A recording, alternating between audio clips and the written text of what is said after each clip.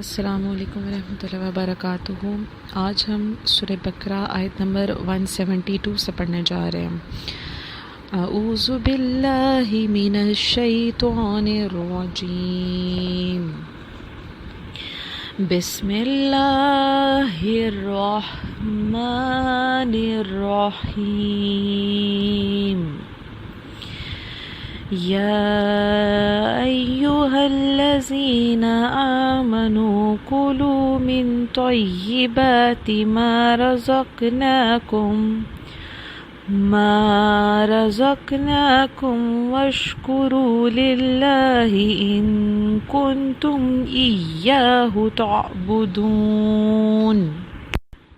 ترجمہ: اے ایمان والو، ہماری دی ہوئی ستھری چیزیں کھاؤ اور اللہ کا شکر ادا کرو اگر تم اس کی عبادت کرتے ہو۔ اب پچھلی جو آیتیں ہم نے پڑھی تھی، اس میں غذا کے متعلق کفار کی افراط اور تفرید کا ذکر تھا کہ وہ حلال کو حرام اور حرام کو حلال سمجھ بیٹھے ہیں۔ اب مسلمانوں کی ان کی پیروی سے روکا جا رہا ہے تاکہ مسلمان ایسی غلطی نہ کر بیٹھے جس طرح کی کفار کیا کرتے ہیں۔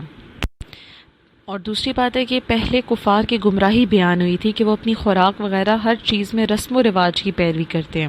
اب مسلمانوں سے خطاب کیا جا رہا ہے کہ تم اپنے ہر کام میں ہمارے تابع رہو، جو ہم کھلائیں وہ کھاؤ، اور جس سے بچنے کو کہیں، جو حکم دیں اس سے بچو۔ اب تفسیر اس آیت کی اس طرح سے ہے کہ چونکہ جسمانی غذاؤں سے جسم کی بقا ہے اور روح کا ارتقاء ہے، کہ حلال غذا سے دل میں جلا پیدا ہوتی ہے، جیسے حرام غذا سے دل میں تاریکی پیدا ہوتی ہے۔ یعنی حلال غذا سے دل میں نور آتا ہے اور حرام غذا سے دل میں تاریکی آتی ہے۔ اسی لیے رب تعالیٰ نے نماز اور روزے کی طرح حلال غذا کا بھی حکم دیا، اور یہ قرآن میں جا بجا یہ حکم آیا ہے۔ تو اللہ پاک یہاں پہ کیا فرما رہے ہیں کہ اے مسلمانوں، خدا کی محبت اور ایمان کا تقاضا یہ نہیں کہ تم لذیذ غذاؤں اور اچھی نعمتوں سے ایک دم محروم ہو جاؤ، بلکہ تقاضا ایمان یہ ہے کہ ہر چیز کی حکمت جانو، اور تقاضے محبت یہ ہے کہ محبوب جو عطا کریں اسے بخوشی استعمال کرو۔ اگر اللہ پاک انسان کو اچھی چیزیں، اچھی غذا، اچھا کھانا پینا کو دے رہا ہے تو پھر اللہ پاک کا یہی حکم ہے کہ اسے استعمال کرو، اسے فضول میں اپنے اوپر حرام نہیں جانو۔ اور جن چیزوں سے اللہ پاک نے روکا ہے ہاں ان سے رکنے کا ہمیں حکم ہے، لیکن جن چیزوں سے حکم نہیں ہے ہمیں رکنے کا تو ان چیزوں کو اپنے اوپر حرام قرار دے دینا، اپنے آپ کو روکنا، تو وہ اور بلا وجہ روکنا، یہ بھی نہیں کہ اپنے نفس کی خواہش کو مارنے کے لیے نہیں، بلکہ بس ایسے ہی ہے جیسے اب اگر ہم اپنی عام طور پہ روٹین کی مثالیں لیں تو ہمارے یہاں پہ ایسی ڈائٹ پلانز نکلے ہوئے ہیں کہ اور اس میں کریش ڈائٹ ہوتی ہے ایسی کہ جس میں فاقے کی ایک صورتحال ہوتی ہے کہ ہر چیز کو اپنے اوپر جو ہے وہ بالکل حرام ہی سمجھ لینا، اور کتنے کتنے عرصے تک اس چیز کو جاری رکھا جاتا ہے۔ اگر ہم اس آیت سے اس مطلب کو سمجھے تو دیکھیں اللہ پاک تو یہ نہیں چاہتا کہ انسان جو ہے اپنے اوپر ظلم کرے۔ ہماری جان بھی ہماری اللہ پاک کی طرف سے ہمارے لیے امانت ہے، تو اللہ پاک تو یہ چاہتے ہیں کہ جو میں تمہیں اچھا کھانے پینے کو دیتا ہوں اسے کھاؤ، کھانے کو زندگی نہ بنائیں کہ اب جیسے رمضان کا مہینہ ہے تو یہ نہیں کہ ہم سارا دن جو ہے وہ اس فکر میں رہا جائے کہ آج افطاری کیا بنانی ہے، آج سحری کیا بنانی ہے، اتنے اہتمام کے ساتھ یہ اس کی ضرورت نہیں پیش آنی چاہیے۔ ہاں اگر گھر والوں کی پسند کے لیے یا اس طرح سے مطلب اچھی غذائیں بنانا کھانا، لیکن ایک لمٹ میں بنانا، تو اس چیز سے ہمارا دین مذہب بھی ہمیں نہیں روکتا، لیکن ایک لمٹ کا انسان کو خیال رکھنا چاہیے، ایک متوازن غذا کھانا، اس سے بالکل بھی ہمارا دین مذہب ہمیں نہیں روکتا۔ مطلب نہ افراد کریں کہ ایکسٹریم پہ چلے جائیں کہ بہت اہتمام کے ساتھ کریں اس چیز کا،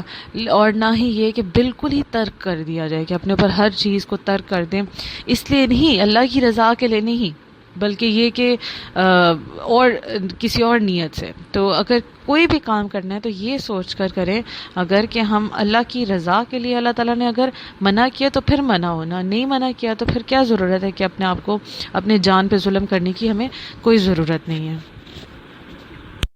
اب قرآن پاک میں بے شمار ایسی آیات ہیں کہ جہاں رزق الہی سے لطف اندوز ہونے کی اجازت دی گئی ہے،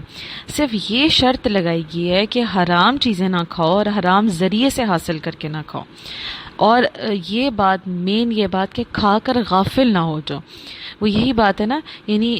کھانے کو زندگی نہیں بنانا، جینے کے لیے کھانے کے لیے نہیں جینا، اور یہ چیزیں تمہیں اطاعت الہی سے دور نہ کر دیں، مطلب کھانا پینا اس قدر کھانے پینے میں لگ جانا کہ وہ تمہیں اللہ کی اطاعت سے روک دے، تو اس چیز سے منع کیا جا رہا ہے، بلکہ اللہ کا حکم کیا ہے؟ کھا پی کر اللہ تعالیٰ کا شکر ادا کیا جائے، چنانچہ فرمایا گیا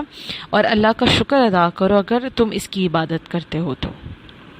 اب فائدہ جو اس آیت سے حاصل ہوئے کہ رب تعالیٰ کی نعمتوں کا شکر واجب ہے، اسی لیے یہاں کھانے کے ساتھ ساتھ جو ہے وہ اللہ پاک نے شکر کا بھی ذکر کیا، مطلب کھاؤ پیو سب کچھ لیکن اللہ کا شکر بھی ضرور ادا کرو۔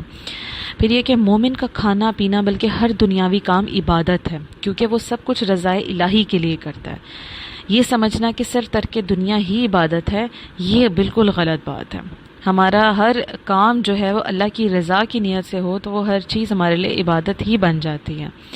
پھر یہ کہ رازق رب ہی ہے، خواہ کسی ذریعے سے دے، باقی اس کی عطا کے دروازے ہیں، لہٰذا حقیقی شکر رب تعالیٰ ہی کا ہے۔ پھر اگلا فائدہ یہ ہے کہ طیب غذا سے انسان بھی طیب بن جاتا ہے، اور خبیث غذائیں انسان بھی خبیث بن جاتا ہے، جیسے کہ اب جیسا رزق اندر جائے گا تو سوچ بھی ویسی آئے گی، جیسے کہ بزرگوں کا جھوٹا کھانا یا ان کی دی ہوئی معمولی روٹی تبرک بن جاتی ہے کہ جس سے انسان نورانی ہو جاتا ہے۔ جیسے اب دیکھیں حضور صلی اللہ علیہ وسلم کہ آپ کی کلی آپ نے جس برتن میں فرمائی تو وہ پانی بھی متبرک ہو گیا، اور زمین جو بت خانہ تھی وہ زمین جو تھی اس مبارک پانی کی توسل سے مسجد کا رتبہ اسے عطا ہو گیا۔ پھر حضرت ایوب علیہ السلام کے ان کے پاؤں کا پانی، اور حضرت اسماعیل علیہ السلام کے پاؤں کا سے جو انہوں نے پاؤں رگڑا، اپنا ایڑیاں رگڑی تو آب زمزم جو نکلا تو وہ بھی آج تک کے لیے مسلمانوں کے لیے شفا ہے۔ پھر حضرت یوسف علیہ السلام ان کی قمیض، حضرت یعقوب علیہ السلام کی آنکھوں کی شفا ہو گئے۔ تو یہی بات ہے کہ جیسی چیز اندر جاتی ہے تو سوچ بھی انسان کے اندر ویسی ہی آتی ہے۔ دعا ہے کہ اللہ پاک ہمیں بھی حلال رزق کھانے کی اور اپنی اولاد کو بھی ہمیشہ حلال طیب رزق کھلانے کی توفیق عطا فرمائے، آمین۔ اب اگلی آیت پڑھنے جا رہے ہیں، آیت نمبر 173۔ بسم اللہ الرحمن الرحیم۔ انما حرم علیکم المیتۃ والدم ولحم الخنزیر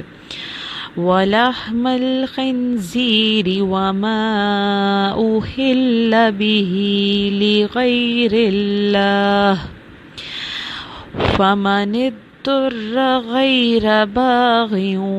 ولا عاد فلا اثم علیہ ان اللہ غفور رحیم۔ ترجمہ: اس نے تم پر صرف مردار اور خون اور سور کا گوشت اور وہ جانور حرام کیے ہیں کہ جس کے ذبح کے وقت غیر اللہ کا نام بلند کیا گیا ہو، تو جو مجبور ہو جائے حالانکہ وہ نہ خواہش رکھنے والا ہو اور نہ ضرورت سے آگے بڑھنے والا ہو تو اس پر کوئی گناہ نہیں، بے شک اللہ بخشنے والا مہربان ہے۔ اب تفسیر اس آیت کی اس طرح سے ہے کہ اللہ پاک نے بتا دیا کہ اس آیت میں 4 چیزوں کا بیان ہے کہ وہ 4 چیزیں جو حرام ہیں مسلمانوں کے لیے۔ پہلا مردار، دوسرا خون، تیسرا خنزیر کا گوشت یعنی سور کا گوشت، اور چوتھا غیر خدا کے نام پر ذبح کیے ہوئے جانور۔ اب ان کی ڈیٹیل پڑھتے ہیں کہ پہلا مردار کا کیا مطلب ہوتا ہے کہ جو حلال جانور بغیر ذبح کیے ہوئے مارا جائے یا اس کو شرعی طریقے کے خلاف مارا گیا ہو، مثلا مسلمان اور کتابی کے علاوہ کوئی اور ذبح کر لے، اس کو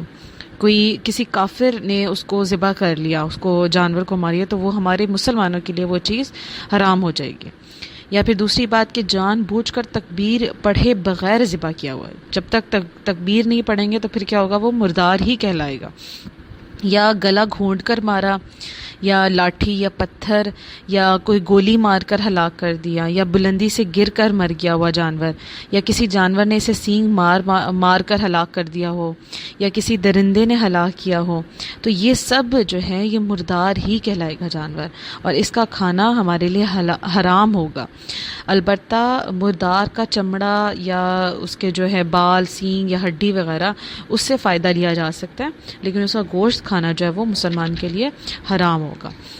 پھر دوسرا چیز آتی ہے کہ خون یعنی کہ ہر جانور کا خون جو ہے وہ ہر جانور کا حرام ہے، جبکہ بہنے والا خون ہو۔ پھر اس میں یہ بات بھی آ جاتی ہے کہ ذبح کے بعد جو خون گوشت اور رگوں میں رہ جاتا ہے وہ ناپاک نہیں ہوتا، جو بہنے والا خون ہوتا ہے وہ ناپاک ہو جاتا ہے، وہ مسلمان اس کو نہیں استعمال کر سکتے۔ پھر تیسری آ جاتی ہے خنزیر یعنی کہ سور کا گوشت، یہ ہر حال میں حرام ہے، اس کی ہر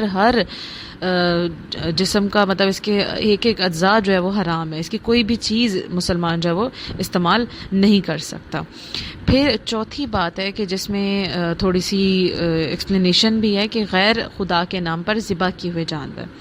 تو اس کا معنی یہ ہے کہ جانور، ابھی اس کو تھوڑا سا سمجھنا چاہیے ہم سب کو، کہ اس کا معنی یہ ہے کہ جانور ذبح کرتے وقت اللہ تعالیٰ کے علاوہ کسی اور کا نام لیا جائے، مطلب تکبیر جب کہی جاتی ہے اس تکبیر میں اللہ کا نام نہ لیا جائے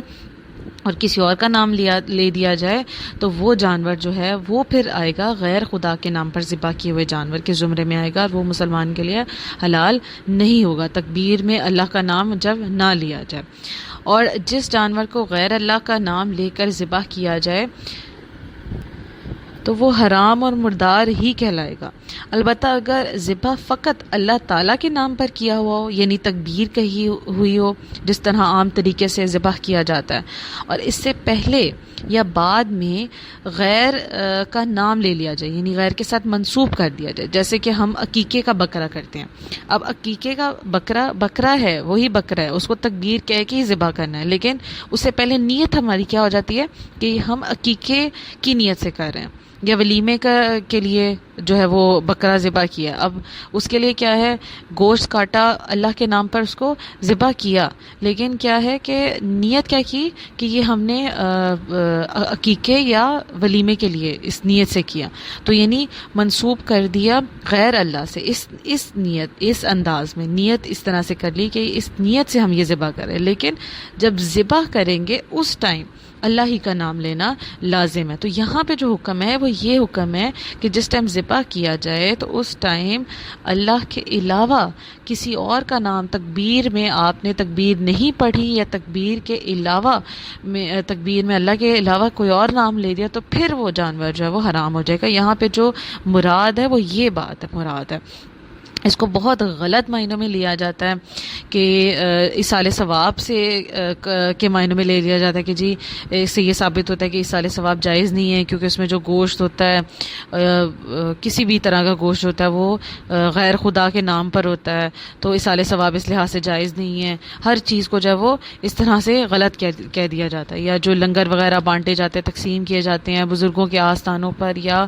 مزارات وغیرہ پہ، تو اس کو بھی اس طرح سے کہہ دیا جاتا ہے کہ جی حرام ہے کیونکہ یہ غیر خدا کے نام پر ذبح کیے ہوئے ہیں۔ تو یہ بات نہیں ہے، غیر خدا کا مطلب ہے جو تکبیر نہ کہی ہو جس پر، وہ جانور حرام ہی ہوگا۔ اور جو لوگ اس بات کو کرتے ہوئے کسی بھی اللہ کے رزق کو، حلال رزق کو حرام کہہ دیتے ہیں، یا ایسے جانور کو مردار کہہ دیتے ہیں، حرام کہہ دیتے ہیں، تو سراسر جہالت ہے، کیونکہ ذبح سے پہلے یا ذبح کے بعد غیر کی طرف منسوب کرنا ایسا فعل نہیں ہے جو کہ حرام کے معنی میں ہے۔ اگر ایسی بات ہوتی تو اللہ پاک پھر ایسے ہی فرما دیتا، تو یہ ایسا فعل نہیں ہے جو کہ حرام ہو۔ جیسے کہ ہم اپنی گفتگو میں بہت سی عبادات کو غیر کی طرف منسوب بھی کر دیتے ہیں، جیسے کہ ہم کہہ دیتے ہیں ظہر کی نماز ہے یہ، ٹھیک ہے، ہوتی تو اللہ کی نماز ہے لیکن ہم کہتے ہیں ظہر کی نماز پڑھ رہے ہیں، جنازے کی نماز ہے، مسافر کی نماز ہے، امام کی نماز، مقتدی کی نماز، بیمار کی نماز، پیر کا روزہ، اونٹوں کی زکوٰۃ، کعبے کا حج۔ تو کسی بھی عبادت کے ساتھ ہم کسی غیر اللہ کا اگر منسوب کر دیتے ہیں تو اس میں یہ نسبتیں جوڑنا یہ کسی بھی طرح سے حرام نہیں ہوتا. جب یہ نسبتیں حرام نہیں ہیں اور ان نسبتوں کی وجہ سے نماز، زکوٰۃ اور حج وغیرہ میں کفر اور شرک اور حرمت تو دور کی بات ہے بلکہ نام کو بھی کراہت نہیں آتی، تو پھر کسی ولی یا بزرگ کی جب بات آتی ہے یا کسی اور کی طرح منسوب کر کے فلاں کی بکری کہنا کہ کیسے حرام ہو گیا. مطلب ایسے لوگوں کو تکلیف تبھی ہوتی ہے جب بزرگان دین کی بات کی جاتی ہے. تو خدا را ایسی باتوں پہ ہمیں نہیں دھیان دینا چاہیے. لہٰذا اس آیت کو سمجھتے ہوئے ہمیں یہ بات یاد رکھنی چاہیے کہ خدا کے حلال کیے ہوئے جانور کو حرام کہہ دینا یہ کسی بھی صورت جائز نہیں ہے. اب یاد رکھیں کہ کوئی مسلمان اللہ تعالیٰ کے علاوہ کسی اور کا نام لے کر جانور ذبح نہیں کرتا، اور کسی مسلمان کے بارے میں شرعی ثبوت کے بغیر یہ کہہ دینا کہ اس نے غیر اللہ کے نام پر ذبح کیا ہوگا، کون سا اس نے دیکھا ہے کہ اس نے اللہ کا نام لیا ہے کہ نہیں لیا، یہ ایک بدگمانی والی بات آ جاتی ہے. اور جب مسلمان کسی دوسرے مسلمان پر بدگمانی کرے گا تو یہ پھر حرام ہو جائے گا، کیونکہ یہ تو پھر قرآن اور حدیث ہی کہتا ہے کہ مسلمان جب کسی دوسرے مسلمان کے متعلق بدگمانی کرے گا تو پھر یہ حرام ہے. تو پھر ایسے لوگوں کو اپنے بارے میں خود سوچ لینا چاہیے کہ وہ کس زمرے میں آتے ہیں. تو خلاصہ یہ ہے کہ مسلمان اپنے رب تعالیٰ کا نام لے کر ذبح کر رہا ہے تو اس پر بدگمانی کسی بھی طرح سے جائز نہیں ہے. اور خود سے بنائے ہوئے ذہنی تصورات پر کسی مسلمان کو معاذ اللہ کافر کہہ دینا، یا اللہ تعالیٰ کے حلال کیے ہوئے جانور کو یا غذا کو حرام کہہ دینا، اور تکبیر کے وقت جو اللہ تعالیٰ کا نام لیا گیا اسے باطل اور بے اثر ٹھہرا دینا، یہ ہرگز صحیح ہونے کی وجہ نہیں ہے. اللہ تعالیٰ ارشاد فرماتا ہے سورہ انعام کی آیت نمبر 119 میں کہ اور تمہیں کیا ہوا ہے کہ تم اس میں سے نہ کھاؤ کہ جس پر اللہ کا نام لیا گیا ہو. اب جو اس بات پر اعتراض کرتے تو پھر وہ یہ بھی آیت دیکھ لیں کہ اللہ پاک کیا فرما رہا ہے کہ تمہیں کیا ہوا ہے، میں نے تو تمہارے لیے حلال کی ہوئی ہیں یہ چیزیں، حرام جو کی ہیں. دیکھیں یہ بات، اب یہ بھی کانسیپٹ جب حرام حلال کی بات چل رہی ہے تو یہ بھی کانسیپٹ یاد رکھ لینا چاہیے کہ قرآن پاک کا یہ رول ہے کہ جو حرام چیزیں ہیں نا، جن چیزوں سے منع کیا گیا نا، ان کا حکم بتا دیا گیا کہ یہ چیزیں حرام ہیں، ٹھیک ہے. لیکن جو چیزیں حلال ہیں نا، ان کی ایک ایک چیز کی لسٹ نہیں بتائی گئی کہ یہ بھی حلال ہے، یہ بھی حلال ہے، یہ بھی جائز ہے، یہ بھی جائز ہے. جو حرام ہے نا ان کی لسٹ کم ہے، جن سے، اور یہ اللہ کی مہربانی ہے کہ جن چیزوں سے ہمیں منع کیا جا رہا ہے وہ چیزیں کم ہوتی ہیں. جو حرام چیزیں وہ بہت ہی کم ہے. حلال جو ہے وہ زیادہ ہے. تو زیادہ کو اللہ پاک نے نہیں بیان کیا. کس طرح سے؟ اس لیے کہ اللہ پاک کہتا ہے کہ بس یہ چیزیں میں نے منع کی ہیں نا، یہ جائز نہیں ہے تمہارے لیے، باقی اس کے علاوہ جو ساری چیزیں ہیں نا وہ استعمال تم کر سکتے ہو، وہ تم کر سکتے ہو، وہ ہر طرح سے تمہارے لیے جائز ہے. تو ان سب باتوں کو جو ہے وہ ذہن میں رکھنا چاہیے. پھر اگلی بات جو اس آیت میں اللہ پاک نے فرمائی ہے کہ اب ایسے لوگ کہ جو حرام غذا کھا رہے ہیں، کس انداز میں کہ ان کو غربت اتنی زیادہ یا بھوک کا اس قدر غلبہ ہے کہ ان کی جان جانے کا خطرہ ہے. تو اس صورت میں پھر اللہ پاک کہتا ہے کہ پھر ان کے لیے جائز ہو جاتا ہے. مطلب ایسی چیزیں جو منع کی گئی ہیں وہ بھی استعمال کر سکتے ہیں، لیکن کتنے کہ بقدر ضرورت، اتنی کھانا کہ جتنا ان کی بھوک مٹ سکے، ہلاکت کا خوف چلا جائے، ہلاکت کا خطرہ نہ ہو، جان جانے کا خطرہ نہ ہو، اس صورت میں ان کے لیے جائز ہو جاتا ہے. لیکن اگر اس بات کو یہ صرف انہی لوگوں کے لیے حکم ہے کہ جن کو غربت اس قدر ہے یا حلال غذا میسر نہیں ہے اس انداز میں، تو پھر ان کے لیے یہ بات جائز ہو جاتی ہے. باقی ہم میں سے کسی کے لیے بھی یہ بات جائز نہیں ہوگی. اور پھر حالت مجبوری میں حرام کھانے کی اجازت دینا اور اسے معاف رکھنا اللہ تعالیٰ کی کرم نوازی کی دلیل ہے. اسی لیے آیت کے آخر میں مغفرت اور رحمت والی صفات کا اللہ تعالیٰ نے تذکرہ فرمایا ہے. اللہ پاک سے دعا ہے اللہ پاک ہمیں ہمیشہ حلال رزق کھانے کی توفیق عطا فرمائے اور حرام رزق سے بچنے کی توفیق عطا فرمائے. آمین ثم آمین.